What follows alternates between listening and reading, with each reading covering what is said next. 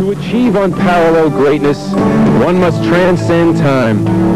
One's abilities and accomplishments must be measured against those who came before. To be great, one must improve upon existing excellence, and at the same time lead your team to ultimate success. To be the best ever, one must create a standard by which all others are judged. You are simply the standard by which basketball excellence is measured. I would probably call him the ultimate weapon on a basketball court. Offensively, defensively, inspirationally. He just stands apart from every player I've ever seen. You're simply the best. Better than all the rest. Better than anyone.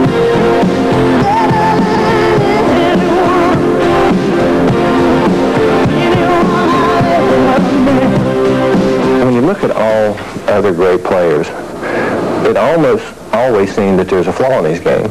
I don't think there's any flaw in this guy's game. He's the best defensive player in the league, in my opinion. He's the best competitor in the league, in my opinion. He's by far the best offensive player, in my opinion. He's the best clutch player in the game. He's got the whole package, and his skill level, on top of that enormous physical package, really sets him apart from the other players. If there was one area of weakness people thought was a weakness of Michael Jordan was his outside shooting. And Michael even went one step beyond. He even improved his three-point shooting, and now he's pretty proficient shooting from the three-point line. It's just impossible to defend him. The only thing I can see that's a weakness to Michael Jordan is the fact that if he shows up and he just don't want to play and then only score 30 instead of 50.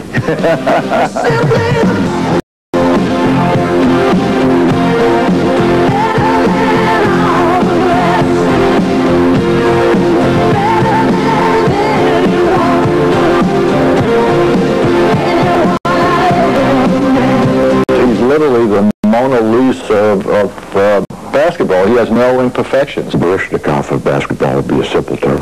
I would describe him as Connie Hawkins with wings. Superman. An aerodynamic superhero who can't be defined, diagrammed, described, or defended. An outlaw of gravity, a compulsive competitor, a man whose cup is never filled, who always craves more. A man who, quite simply, has conquered the sport. I thought I was the most competitive person that I ever knew until I met Michael. We went at it in Barcelona. I mean, at each other. We thought we could beat each other at everything, and we tried to. Free throws, jump shot, three-point, cards, checkers, anything. We wanted to beat each other so bad. And I've seen that on the golf course. I've played with him a number of times, and it doesn't matter what kind of a game he's competing in. He's got a game within a game, and the competitiveness is, in reality, probably what drives him to be what he is. What if my face wasn't on TV every other second? What if there wasn't a crowd around every corner? What if I was just a basketball player? Can you imagine it? I can. There's such an enormous burden on you when you're good. It never seems to bother him. But also, what happens when you're that good, other players who are all-star caliber have a lot of courage also. You can see their courage go away when they're playing against him.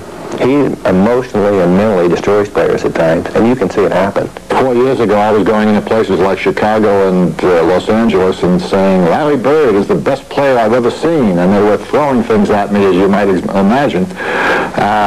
Sitting here today, I don't think there's any question that Larry Bird certainly deserves to be mentioned in the same breath, as does Magic Johnson, with Michael Jordan, but I think at this point in time, Michael is the best basketball player that I've ever seen perform. What I want to tell fans is set your VCRs now, because once he goes, that's the only thing you're going to have is the memories and all the plays, all the joy that he gave us, because it won't be another one, that's for sure.